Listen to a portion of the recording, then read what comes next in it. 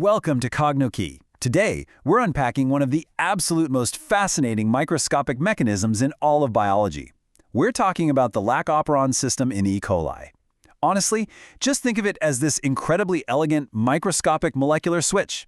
It is a masterclass in biological efficiency, and we're going to dive right into how it works.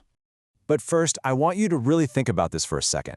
How do bacteria actually know when to digest their food? I mean, they don't have brains or stomachs like we do, right?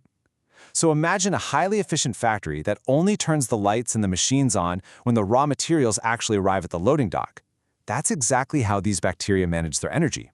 And it's all thanks to this truly ingenious little switch. Okay, so the absolute crucial concept we need to understand here is the operon. Basically, an operon is a coordinated DNA system. It contains a sequence of genes that regulate gene expression and enzyme synthesis. It was first brilliantly explained by pioneers Jacob and Monod, but really, you can just think of the operon as our bacterial factory's master control system. All of the genes coordinate perfectly together, just making sure not a single drop of energy is wasted. Okay, let's dive into this a bit deeper. How does the factory actually sense what kind of food is available? Well, we have two main sensors working here. First, there's the Lac Repressor, which functions as our lactose sensor. It actively blocks the factory from running unless lactose is actually present. On the flip side, we have CAT, or the Catabolite Activator protein. This one acts as a glucose sensor. It activates the system using a molecule called CAMP whenever glucose levels get low and the cell is, well, hungry. But for our journey today, we're going to focus heavily on that lactose sensor. So let's move on to the management team, because every factory needs managers, right? In the Lac Operon, these are your regulatory elements. First up, we have the promoter region, or LAC-P. It's about 100 base pairs long, and it's basically where the machinery, the RNA polymerase, binds to kick off transcription. Next to that is the operator region, LAC-O. And what's really fascinating about the operator is that it acts as the physical switch itself. It's the part that actually decides if transcription is going to happen. And finally, there's the regulator region, LAC-I, which produces these repressor proteins. You can think of them as the factory's security guards, binding right to the operator. Now, this brilliantly illustrates what happens next. Once the managers give the green light, the structural elements get straight to work on the factory floor. You have LAC-Z, which encodes beta-galactosides. That's the heavy lifter that hydrolyzes or essentially splits apart using water the lactose into galactose and glucose subunits. Then LAC-Y produces lactose permease, which basically throws open the loading dock doors to bring that lactose right into the cell. And lastly, LAC-A encodes thiogalactoside transacetylase, which just sort of assists the whole operation. They all sit right next to each other on the DNA sequence, totally primed and ready to go.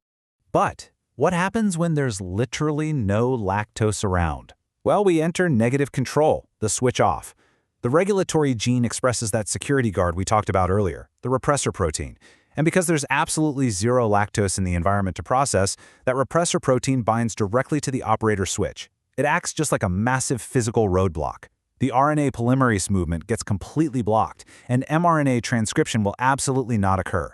The factory shuts down entirely, which is a brilliant way to save precious energy. But then, boom, the raw materials arrive. Enter the inducer.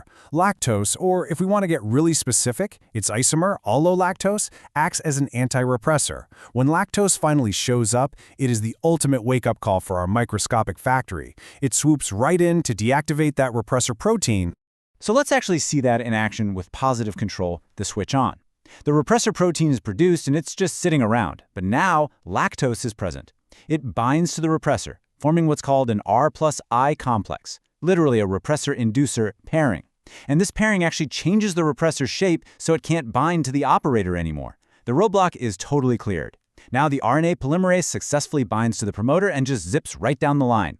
mRNA is transcribed, the workers are synthesized, and the bacteria can finally start digesting their food.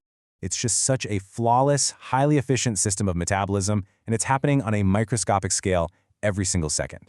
But you know, it really leaves you wondering, if a single-celled bacterium has such an elegant automated control system, what kind of molecular masterpieces are hiding inside our own human cells, just waiting to be discovered?